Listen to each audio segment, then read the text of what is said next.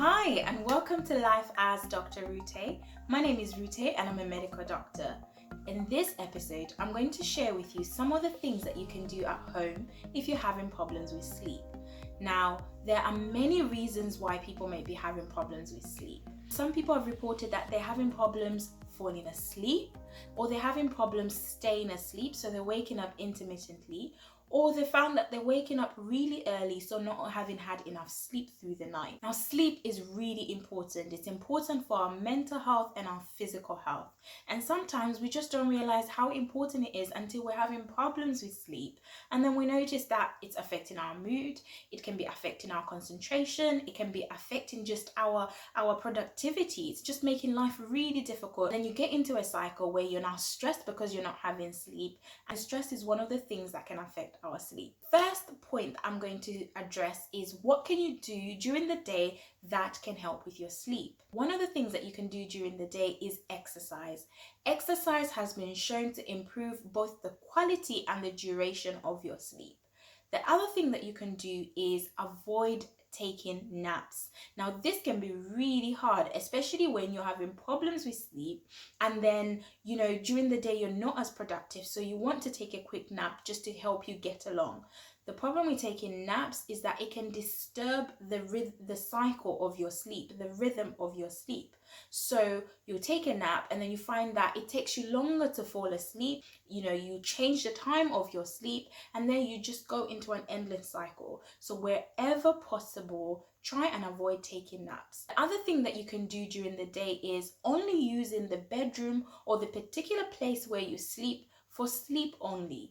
That's because the body, the mind is so beautiful, it's so powerful, it's able to recognize certain patterns. So if you start to train it and say this place is for sleep, when you now go into that area, it will recognize that, oh, this is for sleep, so I think we now need to start getting our body ready to sleep. So the next section is what can you do as you're heading towards your bedtime. So the first thing that I always say is set a schedule. So that's having a set time to sleep and having a set time to wake up. Now, as I said before, the mind is really beautiful and powerful and recognizes patterns. So when you start to get to that time, it will recognize that, oh, this is bedtime. We now need to start thinking about falling asleep, and it will recognize when it's time to wake up.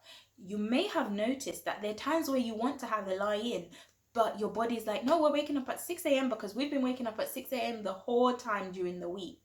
And so it's important to set a particular time to sleep and a particular time to wake up. And that also includes the weekend. So the other thing is avoiding stimulants. So things that are going to keep your mind awake, alert, and active. So things like caffeine, so things like tea and coffee, or things with loads of sugars. Or exercise. Now, I know I said exercise is good, but it's good during the day. But try and avoid exercise before bedtime because that can stimulate you and keep you awake. The other thing is alcohol. What studies have shown is that alcohol can affect the quality of your sleep. So when you wake up, you're not as, you're exhausted, you're fatigued, you just haven't had a good night's sleep.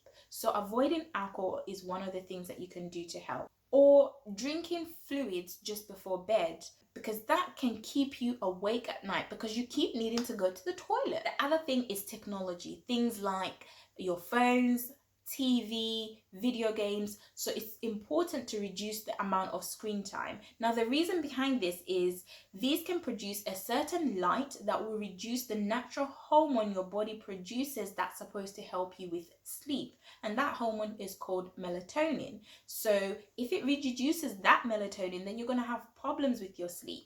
So it's really important to reduce your screen time. Now, I know that there's certain devices that have blue light filter, which can be really good and useful, but don't forget that just the fact that you're on your phone or you're on a particular device, that can continue to still be keeping you awake because your mind is still stimulated, it's still thinking, it's still active. So it's really important to reduce your screen time and also reduce the amount of activity or things that you're doing that's keeping you alert and your mind stimulated. The other thing is creating the right environment. that means you need a dark room. So if your curtains or your blinds are thin, you might want to think about getting some blackout blinds or blackout curtains or putting something over them. The other thing is you want a quiet room. So you want to be in a place where there isn't a lot of noise. The other thing is you want to have the right temperature. So the body doesn't like it if it's too hot or if it's too cold. So you want a cool environment. So dark, quiet, cool environment can really help with your sleep.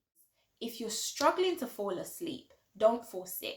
Get up, do something else entirely, and then try again. Now, don't go and do something active or stimulating like drink a coffee or a tea with caffeine, or go and exercise. You can do something light, like there are light exercises you can try. You can listen to calm music, you can have a bath, you can have a warm drink.